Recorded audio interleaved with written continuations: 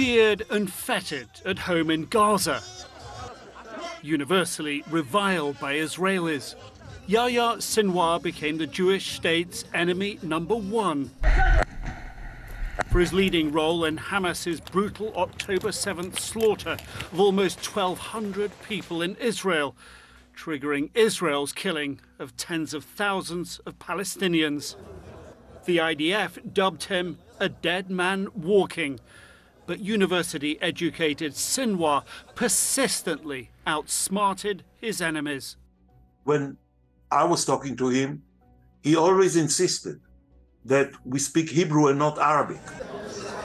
Israeli journalist Ehud Yari interviewed Sinwar 4 times during the terror leader's 22 years in Israeli jail. Yari saw Sinwar's rise to prison leader, but learnt no secrets. He's charismatic, he's shrewd, he's very cunning. Palestinian Esmat Mansour spent years in jail with the man who would become Hamas's Gaza leader. He constantly follows the security changes and developments in the Israeli security structure. Sinwar's entry to Hamas was through internal security, convicted of playing a role in the killing of 2 Israelis and 4 suspect Palestinian informants. He's also a cruel person. Not violent, but he's capable of cruelty, but within careful political calculations. Born in a Gaza refugee camp to parents who'd fled their home in what is now Israel in 1948, following the Jewish state's creation. His cause was to reverse his people's expulsion from their land. By the time of his release in 2011, Sinwar had spent 22 years in jail.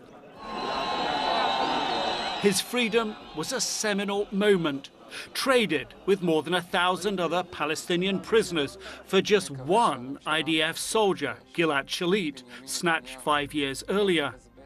It was an object lesson for Sinwar, but he had emerged to a changed reality. Gaza, now cut off from the world by Israel's blockade. Rising to become Hamas's overall leader in Gaza, he worked to reverse those setbacks.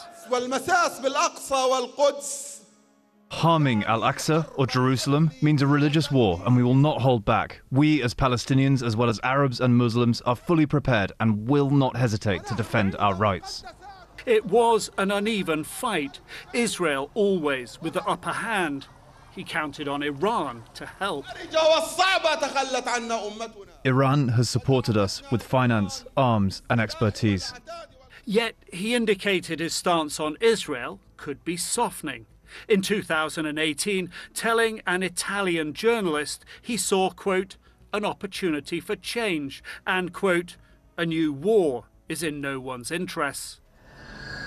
He stepped up diplomacy with Egypt and Qatar, his interlocutors to Israel, making sure his cause had a broad Arab alliance. I say to the leaders of Arab and Islamic countries, there has to be a strategic change in your path. It is ending normalization, closing the embassies, and supporting the resistance. During fighting in 2021, the IDF bombed his house. A week later, at a rare press conference, he goaded the IDF to take a second shot, saying he would walk home. He didn't hide, and neither did his fighters ahead of their October 7th attack.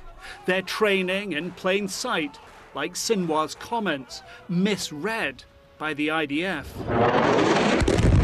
opening the door to a war that has become his legacy. Israel's response resulted in the unparalleled killing of tens of thousands of Palestinians and the destruction of Gaza. Internationally, it raised a previously unseen potent pro-Palestinian lobby. If that was Sinwar's strategy, it was succeeding, but at great cost. Ultimately, he will be judged in Gaza. Does anger at the destruction Hamas triggered fade faster than the hatred at Israel for doing it? Nic Robertson, CNN,